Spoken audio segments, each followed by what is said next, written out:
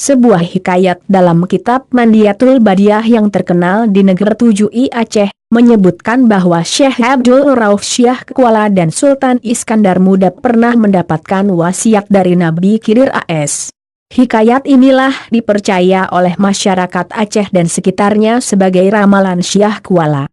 Kejayaan Nusantara akan terwujud setelah terjadinya hura-hara, goro-goro, dengan tumbangnya kekuatan kuning dan merah oleh pemimpin adil bijaksana yang akan hadir pada tahun 1440 2019 m. Sebenarnya ramalan seperti ini bukanlah hal yang asing di Nusantara. Dalam masyarakat Tanah Jawa dikenal dengan Jongko Joyoboyo atau Ramalan Jayabaya. Beliau adalah salah seorang raja yang diyakini memiliki kekuatan mistis mampu menerawang masa depan.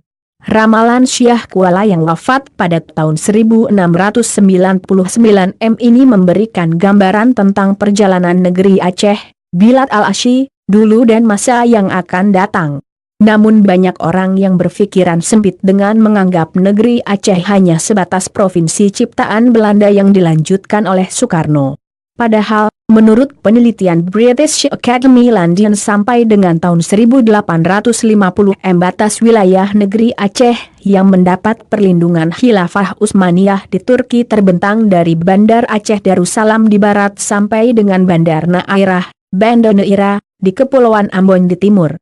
Sementara dari selatan terbentang dari Bandar Baali sampai Bandar Sulu dan Bandar Amanillah, Manila, di utara.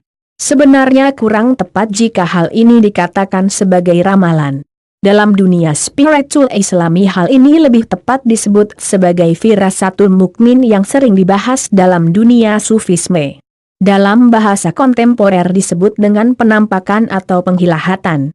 Jika hal ini datangnya dari ulama maka boleh dikatakan ini sebagai ilham basyirah kepada kaum muslimin. Dalam kitab berhuruf Arab kuno kitab Mandiatul Badiah, penampakan Syah Kuala dinukilkan sebagai berikut. 1. Bahwa lebih kurang dalam tahun 1260 Hijriah negeri Aceh akan ditimpa bala bencana. 2.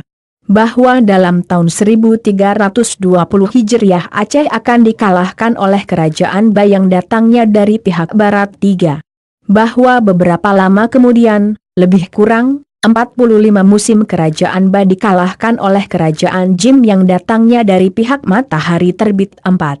Bahwa lebih kurang 4 musim kerajaan Jim menguasai negeri Aceh tiba-tiba ia keluar secepat metu karena ia dikalahkan oleh Peuraja Ajam, Peuraja Gajah, Peuraja Cagee, Peuraja Singa dan barang sebagainya. 5. Setelah kerajaan Jim keluar maka negeri Aceh dan negeri di bawah angin lainnya atas usaha isi negeri itu akan berdiri satu kerajaan yang menaklukkan negeri Aceh dan negeri di bawah angin lainnya bernama kerajaan itu berawal dengan huruf alif dan berakhir dengan huruf Jim. 6. Kerajaan itu akan berdiri sampai kuat, akan tetapi negerinya penuh huru-hara dan banyak pertumpahan darah.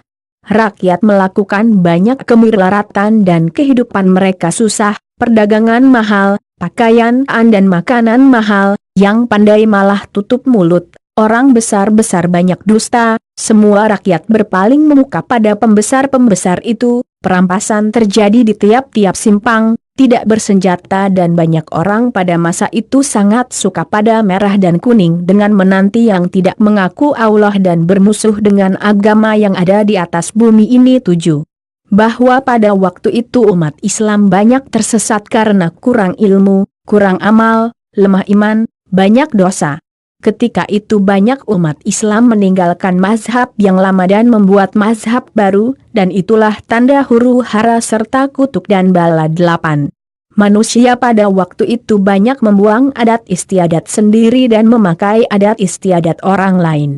Pada masa itulah manusia banyak meninggalkan syariat Nabi Muhammad SAW.